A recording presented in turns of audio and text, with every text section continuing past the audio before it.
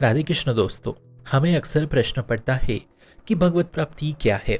या हम ऐसा समझते हैं कि भगवत प्राप्ति तो मोक्ष ही है, या हम ऐसा मान बैठते हैं कि भगवान के दर्शन हो गए तो हो गई भगवत प्राप्ति। परंतु बिल्कुल बिल्कुल ऐसी भूल ना करें मित्रों, ऐसा नहीं है। ये एक असत्य और गलत धारणा है। असल में भगवत प्राप्ति की अवस्थाएं होती है, उसी स्थिति में हम भगवत प्राप्ति प्राप्त कर सकते हैं। हर एक कृष्ण भक्त का ध्येय लक्ष्य भगवत प्राप्ति होना चाहिए। यहाँ तक कि मानव शरीर का लक्ष्य भी भगवत प्राप्ति है। शरीर संसार का विस्मरण हो जाना, मन बुद्धि चित्त अहम अंतःकरण का भगवत स्वरूप हो जाना, यही भगवत प्राप्ति है। अर्थात मन कृष्ण हो गया, बुद्धि कृष्ण हो गई, चित्त कृष्ण हो गया, अहम कृष्ण हो गया, अहम में कृष्ण विराजित हो गए, समस्त इंद्रियां बाहर और भीतर एकमात्र कृष्ण कृष्ण हो गई। कृष्ण के सिवा दूसरी कोई सत्ता ही नहीं है, ऐसा बोध हो जाना ही भगवत प्राप्ति है। इसी स्थिति में मनुष्य भगवत प्राप्ति प्राप्त करता है, और इसी स्थिति को भगवत प्राप्ति कहा गया है। प्रभु के सिवा ना कोई था और ना कोई रहेगा, यही बात अनुभव में आ जानी चाहिए। एक साधक जब मेरे प्रभु आएंगे आएंगे इस स्थिति को छोड़, जब वो ये कहता है कि मेरे प्रभु आ गए हैं आ गए हैं आ गए हैं, तो ये स्थिति भगवत प्राप्ति की स्थिति हो जाती है। फिर प्रभु के सिवा कुछ भी उन्हें दिखाई नहीं देता, ना कोई वस्तु, ना कोई व्यक्ति, ना कोई खाने पीने की चीज, ना कोई वृत्ति। वो है भगवत आकार।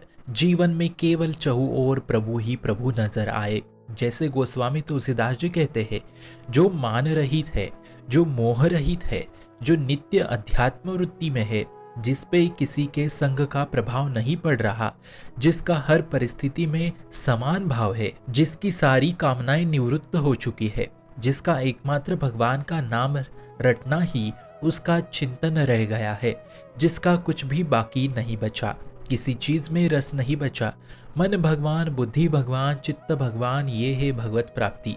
यही है भगवत प्राप्ति।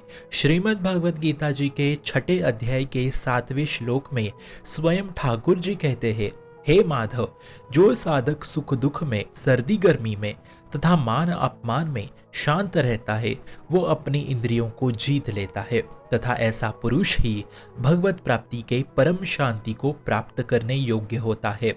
वापस 6वें अध्याय के 14वें श्लोक में ठाकुर जी कहते हैं, जो ब्रह्मचर्य व्रत में रह के मेरी आराधना में लीन रहता है, तो वो पुरुष भगवत प्राप्ति को प्राप्त होने में योग्य है।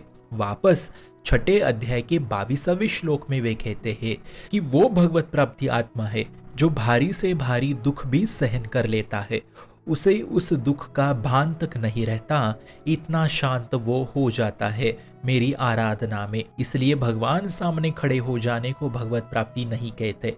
ऐसा तो बहुत साधकों के साथ हुआ है, पर उनको भगवत प्राप्ति नहीं हुई है। भगवत प्राप्ति का तात्पर्य है प्रभु के सिवा ना कोई इंद्रिय रह जाना, ना कोई मन रह जाना, ना कोई बुद्धि रह जाना। जहां देखूं वहां श्याम श्याम श्याम, करूं तो क्या करूं समझ नहीं आ रहा है, कान है कि प्राण है, कान प्राण में, प्राण कान में, इंद्रियां कृष्ण, मन कृष्ण, बुद्धि कृष्ण, सब कुछ कृष्ण कृष्ण, कृष्ण के सिवा कुछ है ही नहीं जीवन में।